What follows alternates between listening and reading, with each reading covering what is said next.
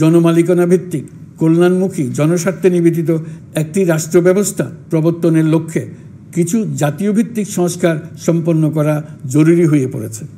উক্ত সংস্কার ভাবনার অন্যতম কেন্দ্রবিন্দু হচ্ছে সুষ্ঠু নির্বাচন ব্যবস্থা, সুশাসন প্রতিষ্ঠা করা। আমরা যেহেতু জনগণের ভোটাধিকার ও জনগণের মালিকানায় বিশ্বাস করি, সেহেতু নির্বাচন ব্যবস্থার উন্নয়নে আমাদের সংস্কার ভাবনায় গুরুত্ব পেয়েছে অধিক।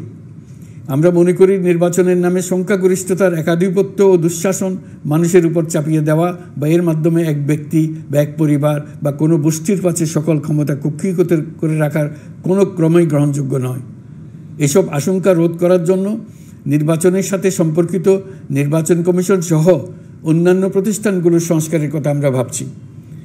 নির্বাচন ব্যবস্থার সাথে সম্পর্কিত প্রতিষ্ঠান হিসেবে পুলিশ প্রশাসন, জনপ্রশাসন, বিচার প্রশাসন, দুর্নীতি দমন কমিশন এই 4টি প্রতিষ্ঠানের সংস্কার করা সুষ্ঠু ও অবাধ নির্বাচনের জন্য অপরিহার্য।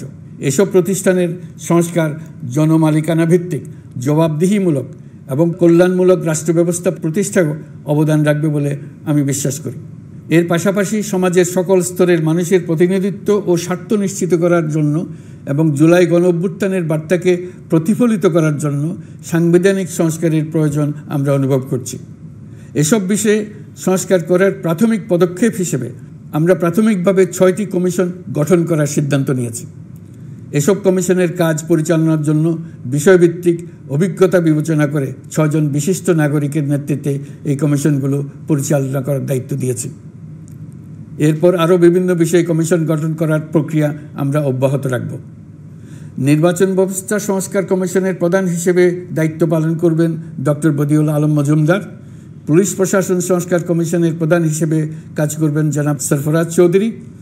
বিচার বিভাগ সংস্কার কমিশনের প্রধান হিসেবে দায়িত্ব পালন করবেন বিচারপতি শাহ আবু নাঈম মমিনুর রহমান।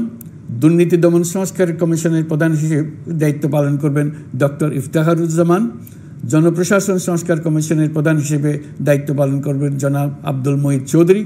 সংবিধান সংস্কার কমিশনের প্রধান হিসেবে দায়িত্ব পালন করবেন ডক্টর শাহদিন মালিক। এসব কমিশনের অন্য সদস্যদের নাম কমিশন প্রধানদের সাথে আলোচনা করে ঠিক করা হবে। কমিশনগুলোর আলোচনা ও পরামর্শ সভায় উপদেষ্টা পরিষদের সদস্য, ছাত্র, শ্রমিক জনতা আন্দোলনের প্রতিনিধি, নাগরিক সমাজ ও রাজনৈতিক দলের প্রতিনিধিরা উপস্থিত থাকবেন।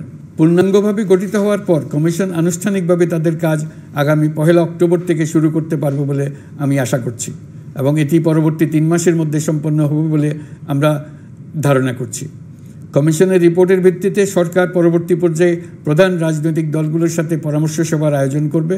চূড়ান্ত পর্যায়ে ছাত্র সমাজ, নাগরিক সমাজ, রাজনৈতিক দলের প্রতিনিধি, সরকারের প্রতিনিধি নিয়ে ব্যাপক ভিত্তিক 3 থেকে 7 দিন ব্যাপী একটি পরামর্শ সভার ভিত্তিতে সংস্কার ভাবনার রূপরেখা চূড়ান্ত করা হবে। এতে এই রূপরেখা কীভাবে বাস্তবায়ন হবে তার একটি ধারণাও দেওয়া হবে। এই আয়োজন জুলাই গণঅভ্যুত্থানের বার্তা বাস্তবায়ন ও রাষ্ট্র পুনর্নির্মাণ তাগিদের ঐক্যবন্ধনে গোটা জাতিকে শক্তিশালী ও আশাবাদী করে তুলবে বলে আমাদের বিশ্বাস। প্রিয় দেশবাসী, আমাদের সামনে অনেক কাজ। সবাই মিলে একই লক্ষ্যে আমরা অগ্রসর হতে চাই। আমাদের মধ্যে, বিশেষ করে আমাদের নতুন প্রজন্মের মধ্যে যে সুপ্ত প্রতিভা লুকিয়ে আছে, সেটা যেন বিনা বাধায় রাষ্ট্রের এবং সমাজের সহযোগিতায় প্রকাশ করতে পারি, সেই সুযোগের কাঠামো তৈরি করতে চাই। সকলে মিলে আমাদের পরিবারের প্রতিটি সদস্যকে, সে ঝাড়ুদার হোক, ছাত্র হোক, শিক্ষক হোক, যে কোনো ধর্মের হোক, সবার সমান অধিকার নিশ্চিত করতে চাই। এই হলো আমাদের সংস্কারের মূল লক্ষ্য। আসুন ছাত্র শ্রমিক জনতার এই বিপ্লবের লক্ষ্যকে আমরা দ্রুত বাস্তবায়ন করি। আমাদের প্রথম মাসে আমরা যেই গতিতে, যে উদ্যম নিয়ে কাজ এগিয়ে নিয়ে যাওয়ার কথা চিন্তা করেছিলাম, সেটা হয়তো করতে পারিনি বাস্তব অবস্থার পরিপ্রেক্ষিতে।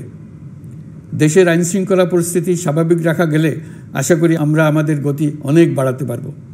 এই জন্য দেশের সকল মানুষের কাছে, শিক্ষক, ছাত্রছাত্রী, কৃষক, শ্রমিক, পেশাজীবী, বড় ব্যবসায়ী, ক্ষুদ্র ব্যবসায়ী, দিনমজুর, গৃহিণী, সকলের সহযোগিতা চাইছি। আমাদের কাজ বড় কঠিন, কিন্তু জাতি হিসেবে এবার ব্যর্থ হওয়ার কোনো অবকাশ আমাদের নেই। আমাদেরকে সফল হতেই হবে। এই সাফল্য আপনাদের কারণেই আসবে, আপনার সহযোগিতার কারণেই আসবে। আমাদের কাজ হবে আপনার আমার স্বপ্নকে বাস্তবে রূপায়িত করা। এখন আমরা আমাদের 2য় মাস শুরু করছি। আমাদের দ্বিতীয় মাসে যেন আপনাদের মনে দৃঢ় আস্থা সৃষ্টি করতে পারে সেই চেষ্টা করে যাব। ধৈর্য ধরুন, এই কথাটি আমি মোটেই আপনাদের বলবো না। আমরা সবাই অধৈর্য হয়ে পড়েছি। এত সব কাজ কখন যে শেষ হবে এটা চিন্তা করে আমরা অধৈর্য হব, কেন হব না? কিন্তু সঠিকভাবে কাজ করব, কাজে কোনো অধৈর্যের চিহ্ন রাখব না। প্রিয় দেশবাসী, দেশের শিশু, কিশোর কিশোরী, তরুণ তরুণী, ছাত্রছাত্রী, বয়স্ক, বৃদ্ধ, পুরুষ, মহিলা সবাইকে আবারও আমার সালাম জানাচ্ছি। আসসালামু আলাইকুম।